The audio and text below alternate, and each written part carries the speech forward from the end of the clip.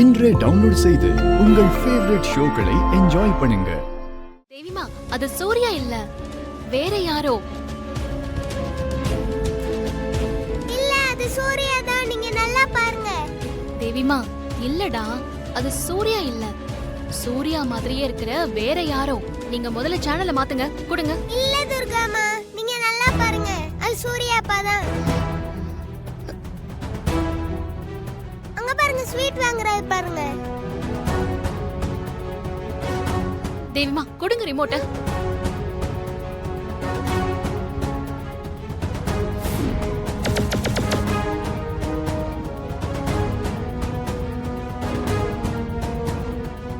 நாம தேடிட்டு இருக்கிற டாக்டர் சூர்யா கூட ஜெயில தான் இருக்காரா? கடவுளே, டாக்டர் இருக்கிற இடத்த காமிச்சு கொடுத்ததுக்கு ரொம்ப நன்றி. ஹாசினி, ஹாசினி, ஹாசினி, என்னாச்சு துர்கா? எதுக்காக கூப்பிட்ட? நான் கொஞ்சம் அவசர வேலையா வெளிய போறேன். நீ கொஞ்சம் தேவிமாவை பாத்துக்கிறியா? துர்கா, ஏன் நீ பதட்டமா இருக்க? எங்க கிளம்புற? அம்மா, நான் அதெல்லாம் வந்து சொல்றேன். இல்லங்க துர்காமா, என்னை சூர்யா கிட்ட கூட்டிட்டு போங்க. தேவிமா, நீங்க குட் கேர்ள் தானே? அடம் பிடிக்க கூடாது. அம்மா முக்கியமான வேலையா வெளிய போயிட்டு வரேன். ப்ளீஸ் துர்காமா. ஹாசினி, கொஞ்சம் தேவிமாவை சாப்பிட வச்சிரு, சரியா? இப்ப எதுவும் எனக்கு பேச நேரம் இல்ல. நான் போயிட்டு வந்து சொல்றேன். நான் வர ஹாசினி. இரு, இரு, இரு. துர்கா, துர்காமா, துர்காமா, இரு தேவிமா, இரு. தேவிமா, வாங்க சாப்பிட போலாம். எனக்கு சாப்பாடு வேணாம். நான் சூர்யா பார்க்கணும். என்ன சூர்யா கிட்ட கூட்டிட்டு போங்க. சூர்யா ஊருக்கு போயிருக்காமா? இல்ல, என் சூர்யா இப்ப ஜெயில்ல இருக்காரு. டிவில காட்டுனாங்க, துர்காமாவும் பார்த்தாங்க. ஆனா என்கிட்ட அது சூர்யா இல்ல, வேற யாரும் சொல்றாங்க. என்ன சூர்யா கிட்ட கூட்டிட்டு போங்க. சரி சரி, முதல்ல நீ சாப்பிடு. துர்கா வந்து உன்னை கூட்டிட்டு போக சொல்ற. வாங்க வாங்க சாப்பிடலாம், வாங்க வாங்க வாங்க. சூர்யா உங்க ஹஸ்பண்டா? ஆமா சார். அவர் உங்களுக்கு தெரியுமா? நாங்க ரெண்டு பேரும் ஒரே செல்லுல தாமா இருக்கோம். ஆமா, அமைச்சர் மகன் கொலை கேஸ்ல உன் ஹஸ்பண்ட் சூர்யா எப்படி மாட்டினாரு?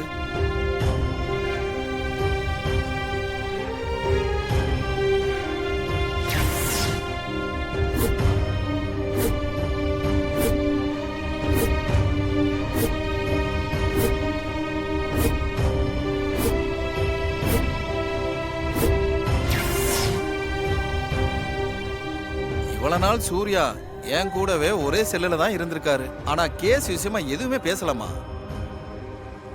ஒருவேளை பேசி இருந்தா நான் அப்பவே எல்லா தகவலையும் சொல்லிருப்பேன். சார், நீங்க மனசு வச்சா என் ஹஸ்பண்ட தண்டனையில இருந்து காப்பாத்திரலாம் சார். தயவு செஞ்சு என்ன ஆச்சுன்னு சொல்லுங்க சார், ப்ளீஸ். சொல்றேம்மா, அமைச்சர் மகனோட பாடிய போஸ்ட்மார்டம் பண்ணது நான் தான். போஸ்ட்மார்டம் பண்ணி பார்த்ததுல அவர் ஸ்லோ பாய்சன் கொடுக்கப்பட்டு தான் செத்துருக்காரு அப்படிங்கிறது கன்ஃபார்மா தெரிஞ்சது. அதைத்தான் நான் ரிப்போர்ட்டாவே எழுதியிருந்தேன்.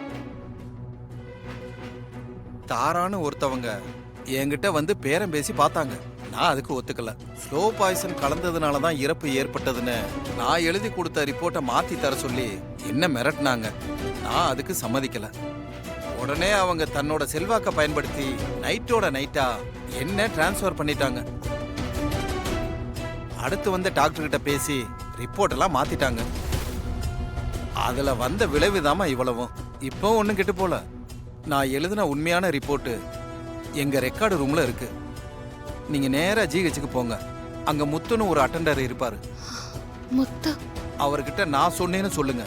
அந்த ரெக்கார்டு ரிப்போர்ட்டை உங்ககிட்ட கொடுப்பாரு. அதுல இருக்கிற ஒரிஜினல் ரிப்போர்ட்டை நீங்க எடுத்துக்கலாம். உங்க வீட்டுக்காரையும் நீங்க காப்பாத்திரலாம். ரொம்ப நன்றி டாக்டர். இந்த நன்றியை நான் என் உயிர் இருக்கிற வரைக்கும் மறக்க மாட்டேன். என் ஹஸ்பண்ட் தண்டனையில இருந்து காப்பாத்திடுவேன். ரொம்ப நன்றி சார், நான் வரேன். சரிம்மா. மேடம், இந்த பீரோலையும் இந்த ரேக்லையும் தான் எல்லா போஸ்ட்மார்ட்டம் ரிப்போர்ட்டும் இருக்கும். வருஷம் வருஷம் ஆர்டர்ல வச்சிருப்போம். நீங்க தேடி பாருங்க.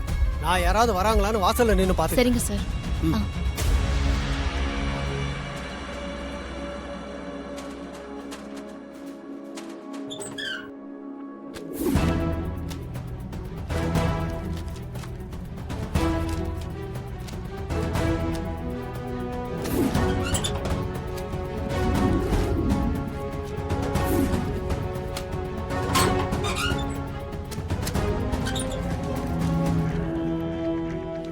என்ன இது?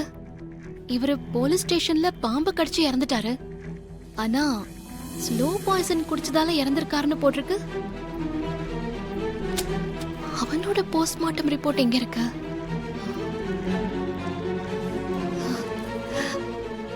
எஸ், இது அவன்துதான். இதான் அமைச்சர் மகனோட உண்மையான postmortem report. Doctor Shanmuga Sundaram கையெழுத்து போட்டிருக்காரு.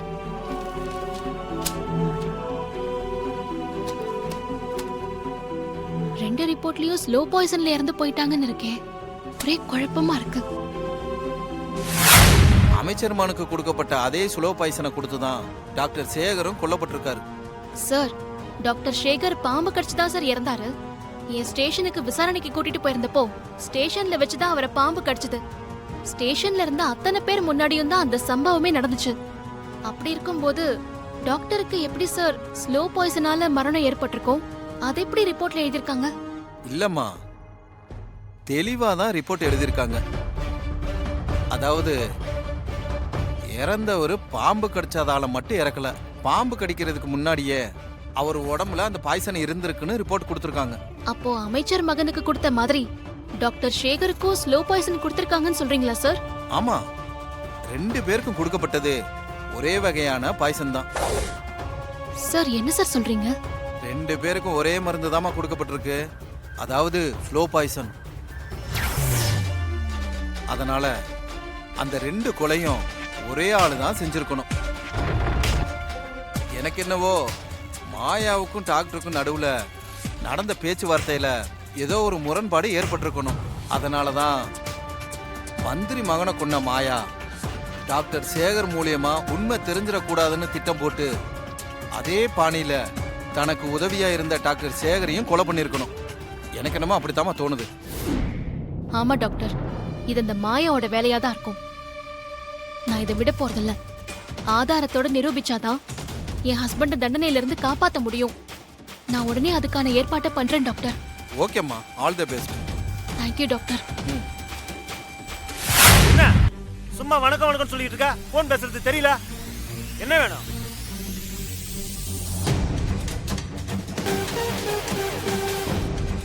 இல்ல, என்னோட ஹஸ்பண்ட் கேஸ்ல இருந்து சில டீடைல்ஸ் வேணும். டீடைல் வேணுமா? உன் ஹஸ்பண்ட் தான் அக்யூஸ்ட்னு ஜட்ஜ்மெண்ட்டே கொடுத்தாச்சு. 20ஆம் தேதி தூக்குல போட போறாங்க. இன்னும் உனக்கு என்ன டீடைல்லாம் தேவைப்படுது? சார், 20ஆம் தேதி வரைக்கும் டைம் இருக்குல்ல, அதுக்குள்ள என்ன வேணாலும் நடக்கலாம்ல. நான் டியூட்டில இருக்கும்போது விசாரணைக்காக ஸ்டேஷனுக்கு கூட்டிட்டு வந்த டாக்டர் சேகர் பாம்பு கடிச்சு இறந்த கேஸ்ல நான் அந்த ஃபைல்ஸ் எல்லாம் கொஞ்சம் பார்க்கணும் சார். கேஸ் ஃபைல்ஸை பார்க்கணுமா? அந்த டாக்டர் பாம்பு கடிச்சு தான் இறந்தாருன்னு எல்லாருக்குமே தெரியும். எஃப்ஐஆர்லயும் அப்படிதான் இருக்கு. அது முடிஞ்சு போன கேஸ். அதை இப்ப எதுக்காக பார்க்கணும்? அது இன்னும் முடியல சார். இனிமேதான் விசாரணையை ஆரம்பிக்க வேண்டியிருக்கு.